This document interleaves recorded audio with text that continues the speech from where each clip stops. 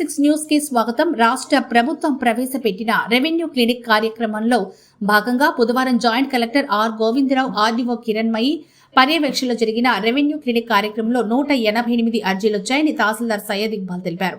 మండల కేంద్రమైన వాకాడు మండల పరిషత్ కార్యాలయం ఆవరణలో రెవెన్యూ క్లినిక్ జరిగింది.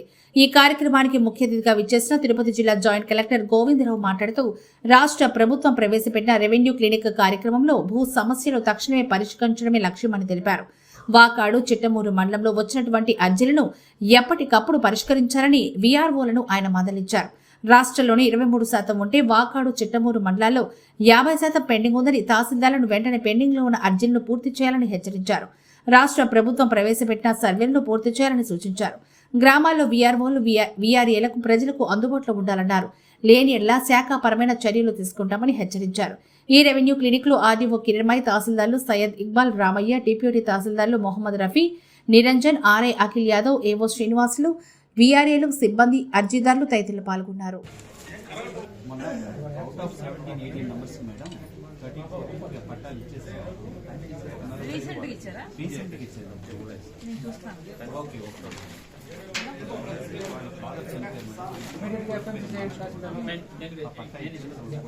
ఏముందండి, ఆయన చనిపోయినాడు. చనిపోయిన తర్వాత ఈ కుటుంబ సభ్యులు, ఈ మేలు, ఫిమేలు, ఏజ్ రాస్తాము.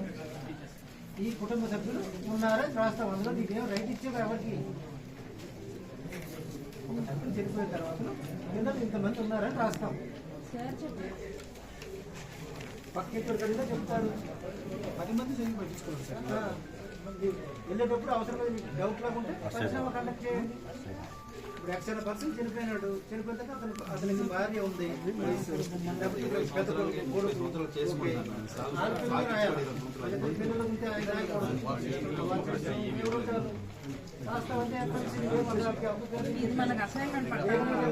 ఏమక్కర్లేదు, స్టేట్మెంట్ అక్కర్లేదు, కమిటీ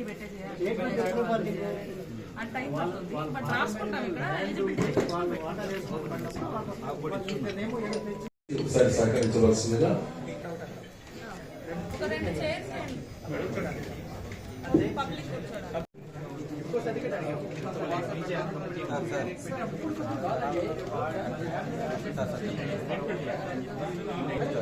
తీసుకోండి. ఎవరు కాదంటారు చూడమంటారు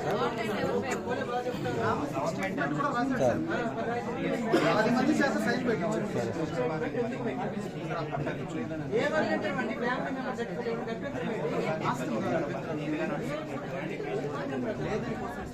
ఎఫ్ఎంసీ అంటే ఏంటి? ఎఫ్ఎంసీ అంటే ఏంటి?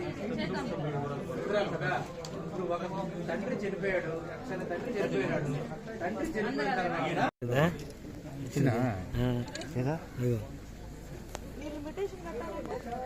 లోపలే లోపల టేబుల్ వెరిఫై చేసి అక్కడే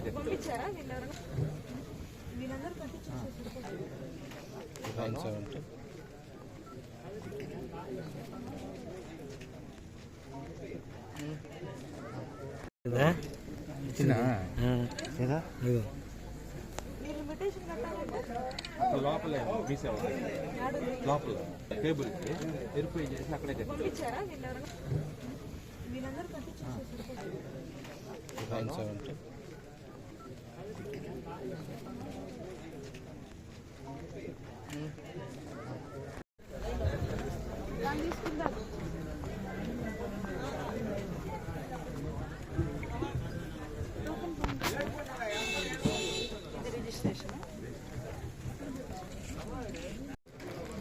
ఈ రెవెన్యూ క్లినిక్ యొక్క ముఖ్య ఉద్దేశం ఏంటంటే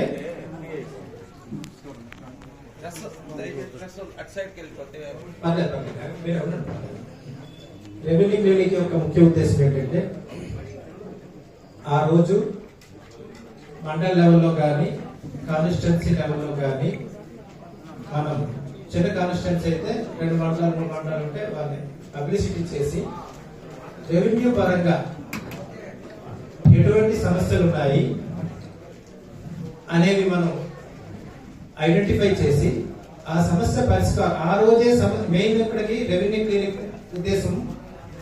రెవెన్యూలో మనకు రకరకాల సమస్యలు వస్తున్నాయి, ల్యాండ్కి సంబంధించినవి, భూ సమస్యలు.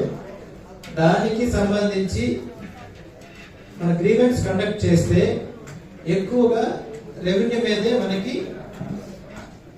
భూ సమస్యలే ఎక్కువ వస్తున్న ఉద్దేశంతో గౌరవ ముఖ్యమంత్రి గారు, స్పెషల్ సిఎస్ గారు, రెవెన్యూ మినిస్టర్ గారు, మన కలెక్టర్ గారు ఆదేశాల మేరకు మనం రెవెన్యూ సదస్సులు అనేవి రెవెన్యూ క్లినిక్లు అనేవి చేపట్టడం జరిగింది. ఈ రెవెన్యూ క్లినిక్ యొక్క ప్రధాన ఉద్దేశం ఏంటంటే ఆ రోజు మండల లెవెల్లో ఉన్నటువంటి తహసీల్దార్ గారు, ఆర్ఐలు, విఆర్ఓస్, విఆర్ఏస్ అందరూ కూడా అక్కడ అందుబాటులో ఉంటారు అధికారులు.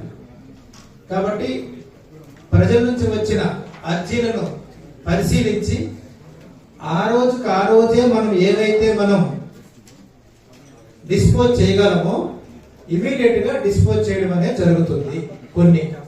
కొన్ని మ్యూటేషన్స్ కొరకు కానీ, మ్యూటేషన్ కరెక్షన్స్ కానీ, నేమ్ కరెక్షన్ కానీ ఇలాంటివి ఏమైనా వెబ్లాండ్ కి సంబంధించిన ఇష్యూస్ ఉంటే మనం కంప్యూటర్ కూడా పెట్టున్నాము. ఆన్లైన్ లో వాళ్ళ ఎదుటిగానే 2 మండలాలను తీసి ఆయన కూడా రెవెన్యూ క్లినిక్ ప్రవేశపెట్టడం జరుగుతుంది. మనం మండే గ్రీవెన్స్ కండక్ట్ చేసుకుంటాము. మొన్ననే కలెక్టర్ గారు గత ముందు ఫ్రైడే SC ST సెపరేట్ గా ఒక గ్రీవెన్స్ కూడా, స్పెషల్ గ్రీవెన్స్ కూడా కండక్ట్ చేయడం జరిగింది. ఇష్యూస్ ఉన్నప్పుడు ఆ ఇష్యూస్ అని పరిష్కరించడానికి ప్రయత్నం చేయడం జరుగుతుందండి. ఓకేనండి, దీన్ని సద్వినియోగం చేసుకోవాల్సిందని కోరుతున్నాను. Thank you.